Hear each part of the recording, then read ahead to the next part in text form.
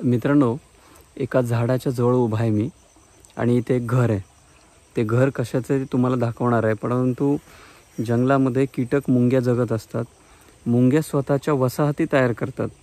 त्या वसाहती तयार करत असताना किंवा पक्षी प्राणी जंगलातले प्रत्येक घटक निसर्गावर अवलंबून असतो. आता या मुंग्यांनी स्वतःची वसाहत कशाने तयार केलेली आहे आणि कशी तयार केलेली आहे ते तुम्हाला मी दाखवतो. नदीच्या या किनाऱ्यावरती झाडांची आता पानगळती व्हायला लागलेली आहे. मोठी मोठी झाडं आहेत. ही पानगळती झाल्यानंतर खाली पसरलेली पानं दिसत आहेत बघा तुम्हाला.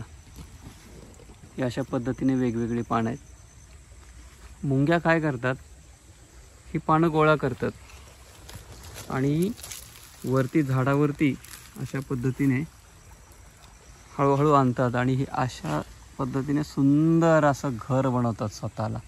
ही त्यांची वसाहत आहे.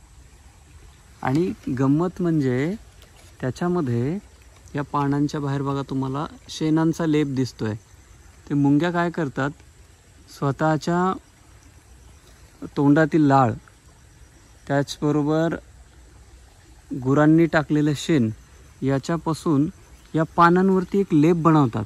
आणि तो लेप म्हणजे जसं आपण घरामध्ये सारवून घेतो ना, काही म्हणजे ज्या घरामध्ये कुडाची घरं असतात किंवा सारवणारे घरं असतात ना, त्या पद्धतीने या पानांना ते सारवत आहेत. म्हणजे पूर्ण खालून वरून दोन्ही बाजूने त्यांनी पानांना त्या शेणाने लेप दिलेला आहे आणि मग अशा पद्धतीने हे घर तयार केलेलं आहे. आणि या घराच्या आतमध्ये त्या अंडी वगैरे देतात, नवीन पिल्लांना जन्म देण्याचं काम करत असतात. सुंदर असं घरटं बनवलेलं आहे त्यांनी आणि हे सगळं निसर्गावरती अवलंबून आहे. मला इथे जाताना काहीतरी वेगळं दिसलं म्हणून मी याचा शोध घेण्याचा प्रयत्न केला. हे बघा, या बाजूने तुम्हाला सुस्पष्ट दिसेल जरा थोडंसं किती मोठं बनवलेलं आहे.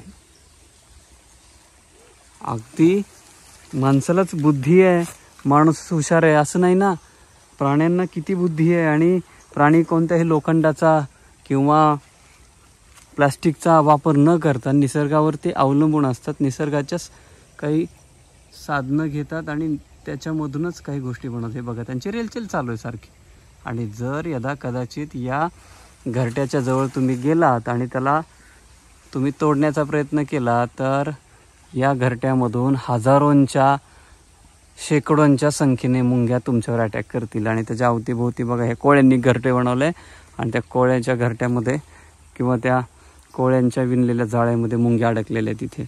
म्हणजे कोळी लगेच त्यांना खाण्यासाठी तत्पर आहे. बघा, इथे बऱ्याच मुंग्या अडकलेल्या आहेत.